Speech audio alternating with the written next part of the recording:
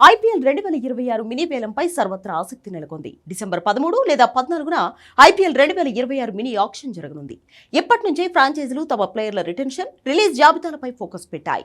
November 15 నాటికి retention జాబితాను బీసీసీఐకి 10 ఫ్రాంచైజీలు కూడా ఇవ్వాల్సి ఉంటుంది. రిటెన్షన్ జాబితాలో లేని ప్లేయర్లతో పాటు మరికొందరు ప్లేయర్స్ ను కలిపి మినీ వేలం వేస్తారు. ఇక Rajasthan Royals, Chennai super Kings, KKR జట్ల నుంచి భారీగా ప్లేయర్లు వేలంలోకి వచ్చే అవకాశం ఉంది. గత సీజన్లో ఈ 3 జట్లు కూడా దారుణంగా ఆడాయి.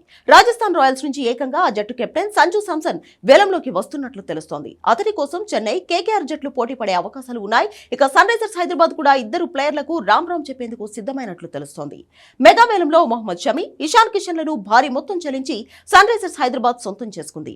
అయితే వీరిద్దరూ అంచనాలను అందుకోలేకపోయారు. ఇషాన్ కిషన్ తొలి మ్యాచ్లో సెంచరీతో కదం తొక్కినా ఆ తర్వాత పేలవ ప్రదర్శన చేశాడు. ఇక షమి గురించి ఎంత తక్కువ మాట్లాడుకుంటే అంత మంచిది. వీరిద్దరి కోసం సన్ రైజర్స్ ఏకంగా 21.25 కోట్లు ఖర్చు చేసింది. వీరిద్దరిని వేలంలోకి వదలడం ద్వారా సన్ రైజర్స్ హైదరాబాద్ పర్స్ భారీగా పెరిగే అవకాశం ఉంటుంది. వీరిద్దరితో పాటు రాహుల్ చహర్, ఆడమ్ జంపాలను కూడా వదిలేసే అవకాశం ఉంది. అయితే ముల్దర్ ను అంటిపెట్టుకుంటుందా లేదా అనేది చూడాలి. ఇటీవలే అతను ట్రిపుల్ సెంచరీ చేసిన సంగతి తెలిసిందే.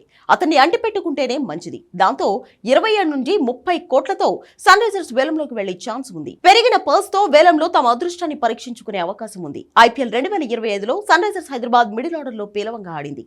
క్లాసెన్ నితీష్ కుమార్ రెడ్డిలు మాత్రమే ఉన్నారు. దాంతో మిడిల్ ఆర్డర్ ను బలోపేతం చేసేందుకు ట్రై చేసే అవకాశం ఉంది. ఈ క్రమంలో మిడిల్ ఆర్డర్ లో ఆడే ప్లేయర్ల కోసం వెళ్లే అవకాశం ఉంది. దాంతో పాటు బౌలింగ్ విభాగాన్ని పటిష్టం చేసుకునేందుకు ట్రై చేయవచ్చు. ఈ ఏడాది ఐపీఎల్ లో సన్ రైజర్స్ హైదరాబాద్ 6వ స్థానంలో నిలిచింది.